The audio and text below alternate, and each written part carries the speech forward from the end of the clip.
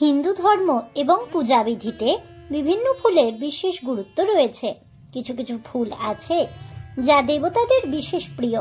দেবতাদের প্রিয় ফুল দিয়ে পুজো করলে তারা অত্যন্ত খুশি হন এবং মনস্কামনা পূর্ণ করেন, এমনই প্রচলিত বিশ্বাস। তবে তার আগে অবশ্যই জানতে হবে কোন ফুল কোন দেবতাকে অর্পণ করা উচিত। ধর্মীয় অনুষ্ঠান, পুজো, আরতি ইত্যাদি কাজ ফুল ছাড়া অসম্পূর্ণ বলে গণ্য করা হয়।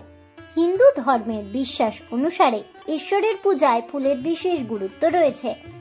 পুষ্পার্চন করার সময় কি কি বিষয় মাথায় রাখতে হবে তা অনেকের কাছেই অজানা। শাস্ত্র মতে ভগবানের চরণে ফুল নিবেদন করলে পুণ্য বৃদ্ধি, পাপের বিনাশ এবং প্রচুর শুভ ফল লাভ করা যায়। শাস্ত্রে এও বলা হয়েছে যে ভগবানকে সাজানোর সময় সর্বদা মাথায় ফুল দিয়ে সাজাতে হবে এবং পূজা করার সময় ভগবানের চরণে ফুল অর্পণ করতে হবে। ফুল নিবেদন করলে কোন ফল পাওয়া যায় এবং কোন কোন বিষয়গুলো জেনে রাখা দরকার, কোন কোন ফুল কোন কোন দেবতাকে অর্পণ করতে হবে তা সবিস্তারে জেনে রাখা উচিত। কারণ যে কোনো ফুল দিয়ে দেবদেবীর আরাধনা করা উচিত নয়, বরং তাতে পুণ্যের বদলে পাপ হয়, আর এতে দেবতারা অত্যন্ত ক্ষুব্ধ হন। হিন্দুরা বিশ্বাস করেন যে ভগবানকে সোনা, রূপো, হিরে, গহনা ইত্যাদি নিবেদন করলে তারা যতটা খুশি হন, শুধুমাত্র ফুল নিবেদন করলে তার চেয়ে অত্যন্ত বেশি খুশি হন। ফুলের মালা নিবেদন করলে ফুলের তুলনায় দ্বিগুণ ফল পাওয়া যায়। দারিদ্রতা দূর হয়, লক্ষ্মী বৃদ্ধি পায়, অনন্ত সৌভাগ্য অর্জিত হয়, পরিবারে শ্রী বৃদ্ধি ঘটে, সম্পদ বৃদ্ধি পায়। ফুলের সুবাসের মতো মানুষের খ্যাতি ছড়িয়ে পড়ে সর্বত্র। মানুষের সহনশীলতা ও শক্তি বৃদ্ধি পায়, বংশবৃদ্ধি হয়, শত্রুরা কাছে ঘেঁষতেও পারে না। কিন্তু জানেন কি কোন দেবতার পুজোর জন্য কোন ফুল লাগবে, কোন দেবীকে কোন ফুল নিবেদন করা উচিত? জানেন সেই সঠিক তথ্য সম্পর্কে? বন্ধুরা, এই সব তথ্য জানতে হলে অবশ্যই ভিডিওটি স্কিপ না করে শেষ পর্যন্ত দেখতে থাকুন। নমস্কার বন্ধুরা, অজানার পথের নতুন পর্বে আপনাদের সকলকে স্বাগত জানাই। গণেশ পুজোর ফুল। আচারভূষণ গ্রন্থ অনুযায়ী তুলসী পাতা ছাড়া আর সমস্ত ফুল দিয়ে গণেশের পুজো করা যেতে পারে। পদ্মপুরাণ আচার রত্নেও এর উল্লেখ পাওয়া যায়। দুর্বা ঘাস গণেশের অত্যন্ত প্রিয়, তাই দুর্বা ঘাস দিয়ে পুজো করলে গণেশ সন্তুষ্ট হন। এর ওপরের দিকে 3 বা 5টি পাতা থাকলে উত্তম। শিব পুজোর ফুল। শিব ধুতুরা ফুল, নাগকেশরের সাদা পুষ্প, শুষ্ক কমল বীজ, আকন্দ ফুল, ফল ইত্যাদি শিবের প্রিয়। বেলপাতা ছাড়া শিব আরাধনা অসম্পূর্ণ মনে করা হয়। তবে কেওড়া পুষ্প মহাদেবকে অর্পণ করা উচিত নয়। মহাদেবের পুজোয় ফুল নিবেদনের বিশেষ তাৎপর্য রয়েছে। বেলপাতা ও ধুতরা ফুল ভগবান শিবশঙ্করের প্রিয়। তাছাড়াও তার প্রিয় ফুলের তালিকায় রয়েছে অগস্ত্য, গোলাপ পটোলা, মৌলশিরি, শঙ্খপুষ্পী, নাগচাঁপা, নাগকিশোর, জয়ন্তী, বেলা, জবকুসুম, কানের নির্গুন্ডি, হরসিঙ্গার, আকন্দ, মাদার, দ্রোণ পুষ্প, নীলকমল, পদ্ম, শমীফুল ইত্যাদি। শাস্ত্র অনুসারে ভগবান শিবকে ধুতুরা ফুল নিবেদন করলে পুত্র সন্তান লাভ হয়। তবে শিবের পুজোয় কখনোই কুণ্ড ও কেতকী ফুল নিবেদন করা উচিত নয়। ফুল অর্পণের সময় এই বিষয়গুলো মাথায় রাখতে হবে। তুলসী পাতা, বেলপাতা ও অগস্ত্যের ফুল কখনোই বাসি হয় না। পদ্ম 11 দিন এবং কুমুদ 5 দিন বাসি হয় না। চম্পার কুঁড়ি ছাড়া অন্য কোনো ফুলের কুঁড়ি ভগবানকে নিবেদন করা উচিত নয়। কোনো পাতা, ফুল বা ফল উল্টে ভগবানকে নিবেদন করতে নেই। দুপুরের পর ফুল তোলা নিষিদ্ধ। রবিবার ও দ্বাদশীতে তুলসী গাছ ভাঙা বা পাতা তোলা উচিত নয়। মালির বাড়িতে রাখা বাসি ফুলে কোনো দোষ নেই। উল্লেখ্য, দেবতাদের কষ্ট দূর করার জন্য ভগবান বিষ্ণু প্রতিদিন শিব সহস্রনাম পাঠের মাধ্যমে শিবকে 1000 পদ্ম নিবেদন করতেন। একদিন ভগবান শিব তার ভক্তিকে পরীক্ষা করার জন্য একটি পদ্ম লুকিয়ে রেখেছিলেন। একটি পদ্ম কম পড়ায় ভগবান বিষ্ণু তার একটি পদ্ম সমান চোখ ভগবান শিবের পায়ে নিবেদন করেন। এই দেখে ভগবান শিব খুব খুশি হন বিষ্ণুর প্রতি এবং অসুরদের বিনাশের জন্য তাকে সুদর্শন চক্র দান করেন। শ্রীকৃষ্ণের পূজার জন্য ফুল।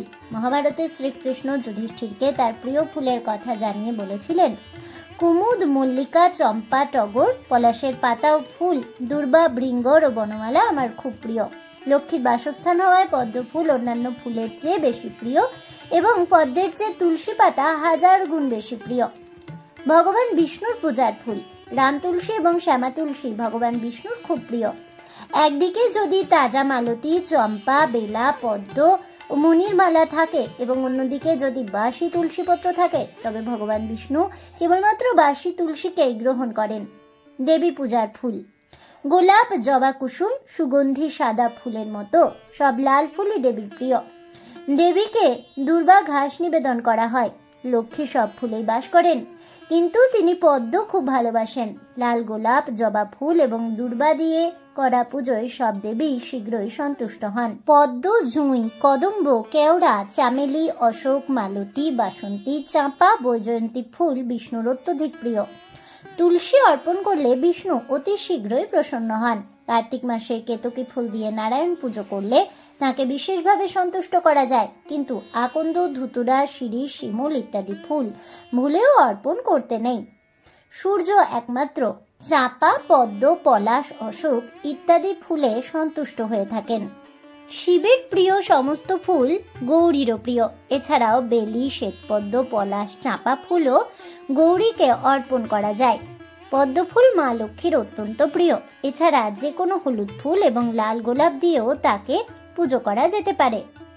লাল ফুল বজরংবলীর একান্তই প্রিয়, তাই লাল গোলাপ, লাল গাঁদা ফুল এমনকি লাল জবা দিয়ে বজরংবলীকে সন্তুষ্ট করা যায়। তুলসী পাতা বজরংবলীর পুজোয় অত্যন্ত গুরুত্বপূর্ণ। পঞ্চমুখী জবা ফুল দিয়ে দেবী কালীর পুজো করা হয়। প্রচলিত বিশ্বাস অনুযায়ী দেবীর চরণে 108টি জবা ফুল অর্পণ করলে যে কোনো ব্যক্তির মনস্কামনা পূর্ণ হয়। রামায়ণী উপাখ্যানে রয়েছে শ্রী রামচন্দ্র দেবী দুর্গাকে তুষ্ট করতে নীলকমল অর্পণ করেছিলেন। দুর্লভ এই ফুল সংগ্রহ প্রায় অসম্ভব, তাই এর অভাবে লাল গোলাপ বা লাল পদ্ম, লাল জবা দেবী দুর্গাকে অর্পণ করলে ব্যক্তির মনস্কামনা পূর্ণ হয়। বাগদেবী সরস্বতীকে সন্তুষ্ট করার জন্য শ্বেত অথবা হলুদ ফুল অর্পণ করা হয়ে থাকে। সাদা গোলাপ, সাদা বা বাসন্তী গাঁদা ফুলেও সরস্বতী সন্তুষ্ট হন। শনিদেবকে পুজো করার জন্য নীল অপরাজিতা বা গাঢ় নীল ঘেঁষা যে কোনো ফুল সন্তুষ্ট করতে শনিদেবের পায়ে অর্পণ করা যায়। মনে রাখবেন, 11 দিন পর্যন্ত তুলসী পাতাকে বাসি মনে করা হয় না। হিন্দু শাস্ত্র অনুযায়ী দেবাদিদেব মহাদেবের প্রিয় বেলপত্র বা বেলপাতা 6 মাস পর্যন্ত বাসি হয় না, তাই এর ওপর জল ছিটিয়ে আবারও শিবলিঙ্গে অর্পণ করা যেতে পারে। স্নান না করে পুজোর ফুল তুলতে নেই, এমনটা সম্পূর্ণ ভুল ধারণা। স্নানের আগে গাছ থেকে ফুল তুলতে হবে, স্নান করে সেই ফুলে পুজো করতে হবে। স্নানের পরে তোলা ফুল দেবতারা গ্রহণ করেন না। বাজার থেকে ফল এনে বা ফুল এনে ধুয়ে ঠাকুরকে অর্পণ করতে হয়, এমনটাও ভুল ধারণা। বাতাসেই ফুল শুদ্ধ হয়ে যায়। জলে ধোয়া ফুল ঠাকুরকে তাই না দিলেও ক্ষতি নেই। ফুলে আমিষ ছোঁয়া লাগলে বা পায়ে ঠেকলে তা দিয়ে আর পুজো হয় না। গন্ধশোকা ফুল, পোকায় খাওয়া ফুল, পদপিষ্ট হওয়া ফুল, মাটিতে পড়া ফুল দিয়ে কোনো দেবতার পুজো হয় না। পদ্ম, চাঁপা ছাড়া আর কোনো ফুলের কুঁড়ি দিয়ে ঠাকুরের পুজো হয় না। আধপোটা ফুল বা আধপাকা ফল দেবতারা গ্রহণ করেন না। তুলসী পাতা, বেলপাতা ও দুর্বা কখনোই বাসি হয় না, এমনকি একবার পুজো করার পরেও তা দিয়ে আবারও পুজো করা যায়।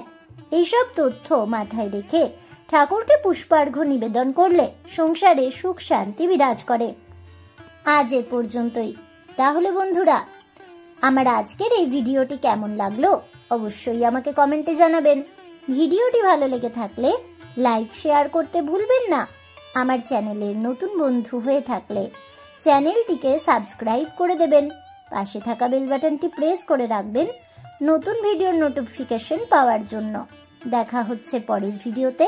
ততক্ষণ সবাই ভালো থাকুন, সুস্থ থাকুন আর অবশ্যই সঙ্গে থাকুন আর দেখতে থাকুন অজানার পথে।